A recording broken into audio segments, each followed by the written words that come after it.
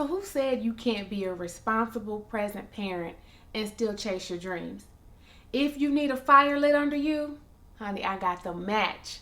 Keep watching.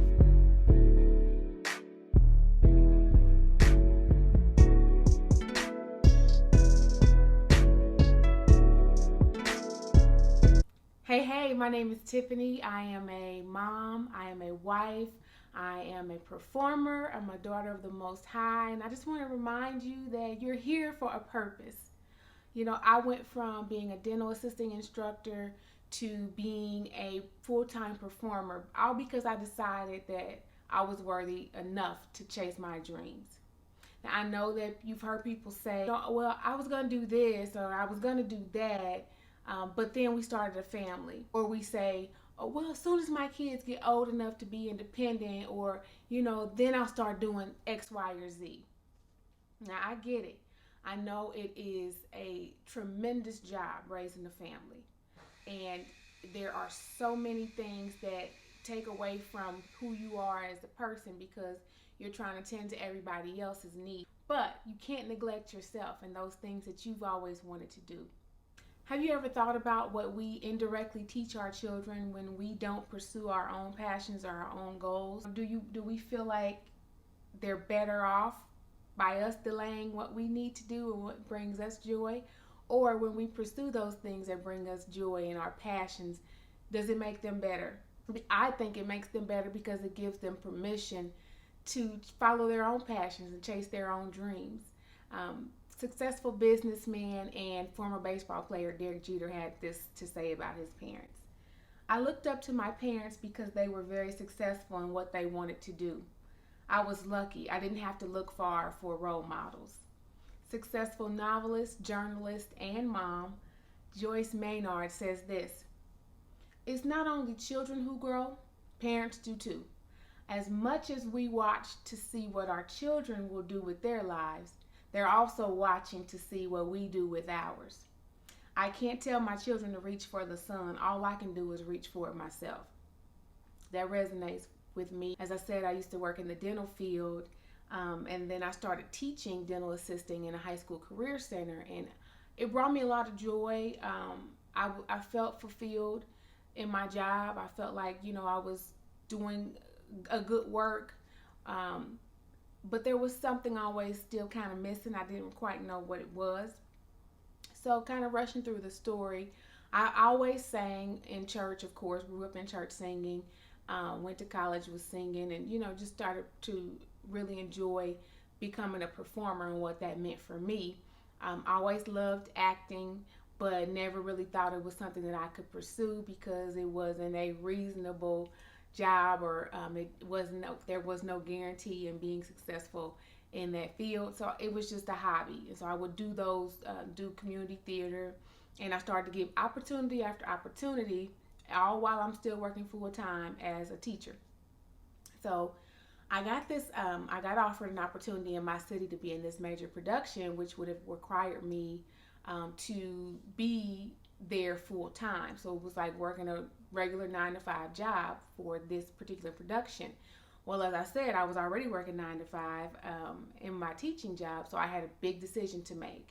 And I decided, hey, are you going to continue getting this nice salary, get your summers off, you get these nice benefits, even though you don't feel complete in what you're doing? It's a good job, you enjoy doing what you're doing. Or do you take this leap of faith and just say, hey, I'm going to do this, knowing there may be less consistent income, there may be no benefits, but you'll have this joy and you feel like you're actually in your purpose, and it's something that just feels right. It fits who you are. And I just felt like it was my purpose, so I took the leap. Now, I'm not going to say it was going to be easy. It wasn't easy per se, but it was a smooth transition, and I know that was nothing but God. So, how can you get there? 3 initial steps that everybody has to take. Just 3 initial steps. First step: write down what you want in detail. Seriously, write it down. Be as specific as you can be. For me, it was, I want to be an actress who is comfortable and is able to maintain or take care of my family. Okay, I wasn't trying to be, now if it happens, it happens. You know, if I get some big roles and, you know, you see me on the big screen or whatever, I welcome it. But I just wanted to be able to pursue my passion in acting and make a career out of it and be able to make money doing it so that I can still continue to feed my family. So that was what it looked like for me. So write down what you want, step one. Step two, stop making excuses. You know, we have to stop making excuses. And the second part of that step is find out what it takes to get to step one. You do not have to conquer the entire mountain. Just take that first step, okay?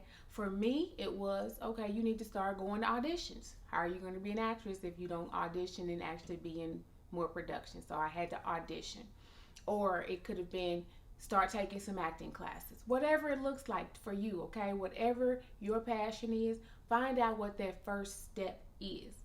Last step, step number 3, save some coin. Okay, gotta save some coin. Not everybody's gonna take a big leap like I did, and we have to use wisdom. But you need to save some money because there may be a time where you have to make a choice.